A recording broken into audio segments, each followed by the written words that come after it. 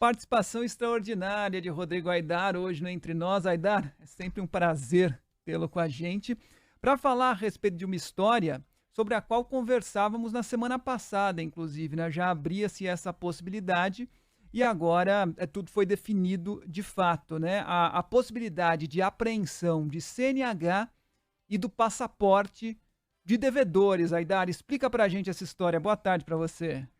Boa tarde, Fábio. Boa tarde, Boa Adriana. Boa tarde, tarde, querido. nossos queridos ouvintes. Pois é, a gente conversou sobre isso na sexta, Fábio. É, A decisão do Supremo Tribunal Federal, ela foi tomada na semana passada. Ela foi tomada na quinta-feira da semana passada no plenário físico do tribunal. Foi uma discussão até um pouco polêmica, mas o placar foi acachapante. Por 10 votos a 1, o Supremo Tribunal Federal decidiu que os juízes podem sim, para fazer cumprir uma determinação judicial, adotar medidas mais drásticas, como a apreensão do passaporte, a apreensão da CNH, proibição de o sujeito fazer determinados atos da vida civil, como concursos públicos. Mas o Supremo, ele só julgou constitucional um artigo que já está valendo desde 2015, que é um artigo do novo Código de Processo Civil, que ele diz o seguinte, textualmente, que o juiz pode determinar essas medidas, que são chamadas medidas atípicas, necessárias para assegurar o cumprimento de ordem judicial, inclusive nas ações que tenham por objeto a prestação pecuniária. Então, não é só por dívida também. É para fazer com que a pessoa que não está cumprindo determinada decisão judicial, que pode ser o pagamento de dívidas ou pode não ser, cumpra essa decisão judicial. Então, eu ouvi a Adriana aí no começo do nosso jornal dizer, e com muita propriedade, que não é assim, você está devendo numa loja de departamento ou teve o nome inscrito no Serasa, você vai ter a CNH apreendida. Não é isso. Isso precisa passar pela avaliação de um juiz e precisa ter uma determinação, uma decisão judicial. O juiz é quem decide se apreende ou não a CNH e o passaporte. E isso vai ser feito em casos de fato extremos, porque, como diz o próprio código, são medidas atípicas. E o Supremo foi muito claro em um ponto, gente. Apesar dessa votação por 10 a 1, só o ministro Edson Fachin que votou contra essa possibilidade, o Supremo disse que podem ser adotadas essas medidas desde que não atinjam direitos fundamentais. Na prática, o que é isso?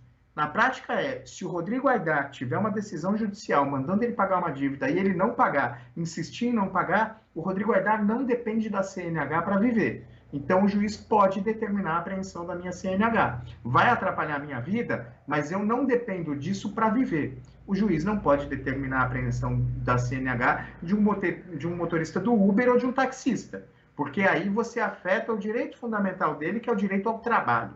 Então, o Supremo diz que pode, mas o juiz tem que ter bom senso e aplicar isso sem afetar direitos fundamentais dos cidadãos devedores nesse caso. Aidar, muito bom ter você com a gente aqui para esclarecer tudo, já que esse assunto impacta quantos milhões de brasileiros endividados, né? Eu vou trazer aqui a participação da nossa ouvinte Ione. Muitos ouvintes, imediatamente, quando eu falei nesse assunto, né, Fábio? sim. Começaram, mas eu sou motorista de aplicativo, eu trabalho, eu preciso da minha carteira para trabalhar. Então, muitos ouvintes já questionaram isso, e o Aidar já disse, você não pode ter a carteira apreendida se você trabalha como motorista. Mas eu trago aqui a participação da Ione pelo seguinte, ela fala, acho um absurdo, no meu caso, falo especialmente da CNH, já que dependo do veículo para ir trabalhar. Então, eu quero trazer essa participação da Ione justamente porque eu acho que essa decisão, de alguma forma, ela pode criar categorias diferentes de pessoas. Porque a pessoa é taxista, motorista de aplicativo e depende da carteira para ganhar o sustento, não pode ser apreendida. A pessoa depende da carteira para ir trabalhar, como a Ione, pode ser apreendida. Então você já começa a ter uma balança um pouco desequilibrada. Nada impede que uma pessoa devedora se registre como motorista de um aplicativo para dizer que não pode ter a carteira apreendida. Então, assim, a minha questão é, e quando você fala, Aidar, tem que ter bom senso. A questão é, nós estamos falando de milhares, milhões, talvez, de juízes Brasil afora. Se cada empresa que considerar que um consumidor está devedor e começar a acionar judicialmente os tribunais para pedir a apreensão de carteira, a pessoa já está endividada, às vezes por uma coisa momentânea, um desemprego, uma crise familiar, uma situação que ela pretende vencer. Além disso, ela passa a ter um problema de ter que se defender judicialmente para não ter a carteira apreendida. A minha questão é se não é um excesso, se não teria que ter uma regra muito clara que você pode punir em último caso, o estelionatário, o golpista, o devedor compulsório, que fica devendo, criando uma dívida atrás da outra, mas de alguma forma entender que num país como o nosso, uma crise financeira, uma pandemia, uma situação de inflação alta e um desemprego pode descontrolar pessoas honestas, boas pagadoras, historicamente, mas que não merecem ter a carteira apreendida assim. Então, a minha dúvida é se isso não cria um desequilíbrio entre as pessoas nessa punição. Adriana, é muito boa essa discussão que você coloca pelo seguinte: espera-se dos juízes, e eu acho que a maior parte dos juízes vai agir dessa forma, porque é o que se espera da magistratura, o bom senso, e eu acredito que vai ser assim, que, por exemplo, a Ivone ou Ione, desculpa? Ione, se a Ione momentaneamente ficou com uma dívida e comprovar que na justiça, e comprovar que apesar de todos os esforços, ela não está conseguindo pagar essa dívida, mas ela pretende pagar, fazer um acordo com a justiça, pagar uma parcela mínima durante um período, comprovar que não é porque ela é uma estelionatária, ela está de má fé, ela não vai ter a carteira apreendida. O que eu acho que a regra pega, e por isso que são chamadas de medidas atípicas, são os sujeitos, os pilantras mesmo. Aquele cara que anda com uma SUV por aí e não paga a dívida do sujeito do armazém. Aquele cara que viaja para o exterior e não paga a dívida que tem com um cartão de crédito.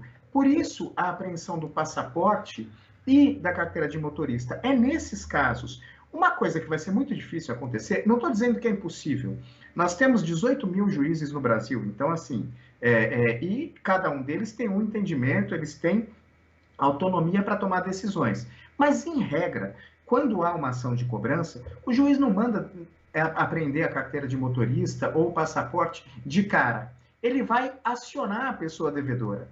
A pessoa devedora, se ela não responder, se ela é uma devedora compulsória, se ela deve isso, se ela deve aquilo, e não cumpre essa obrigação de jeito nenhum, não está nem aí para a justiça, é nesses casos que os juízes vão acabar tomando essa atitude. Num caso de uma pessoa que ficou momentaneamente, por conta de desemprego, ele vai para a justiça e vai falar, seu juiz, olha, eu estou desempregado, a minha poupança tem isso aqui, e se eu não pagar isso, eu deixo de dar de comer para o meu filho. Foi por isso que eu não paguei. Mas eu quero pagar essa dívida ali na frente. Eu duvido muito que haverá uma apreensão da carteira de motorista ou do passaporte, ou seja lá do que for, uma proibição de participar de concurso público nesses casos.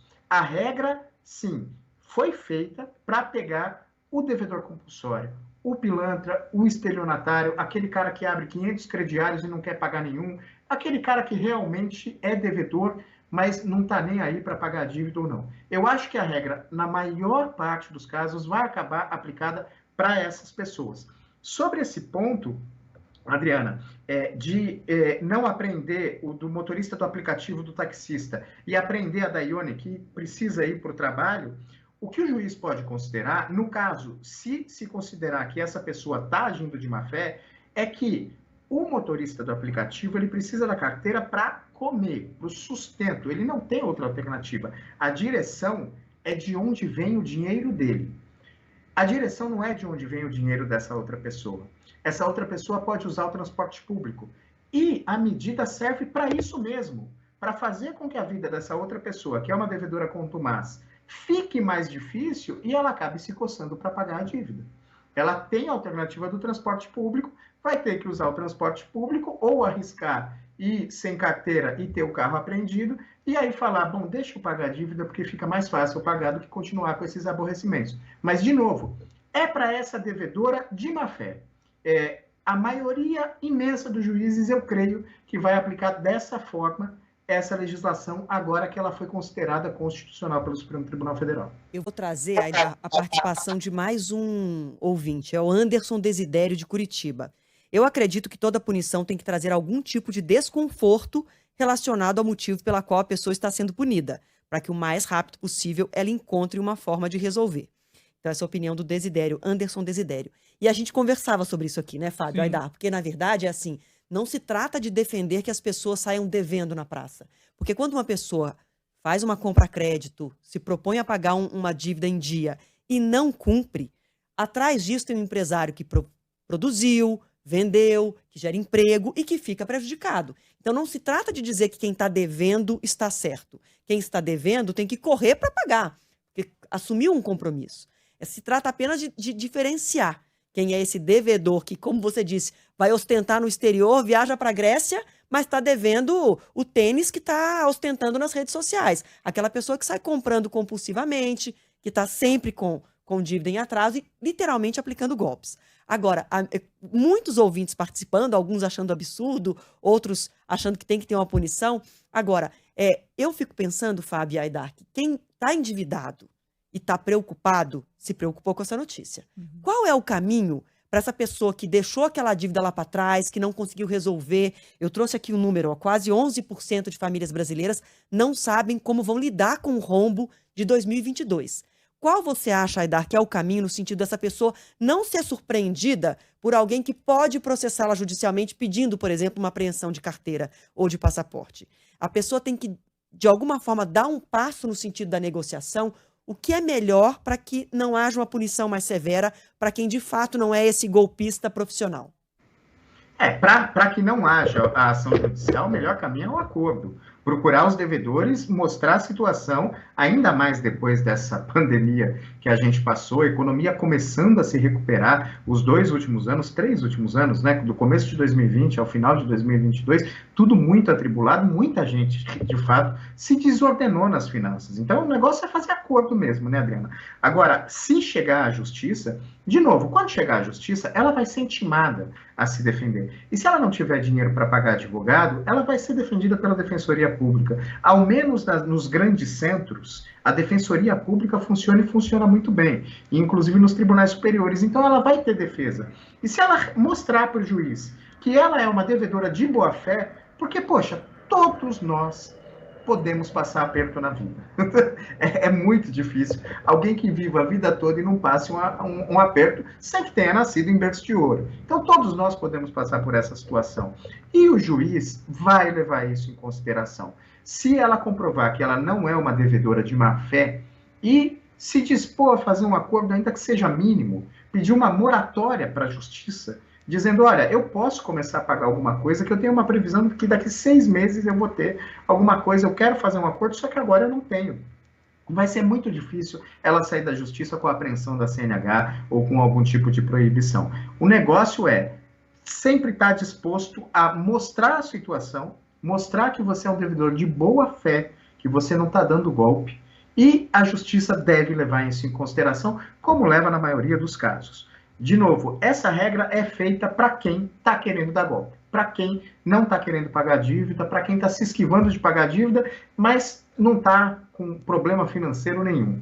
E não só para problema financeiro. De novo, Adriana, vamos pegar um exemplo de uma briga de condomínio.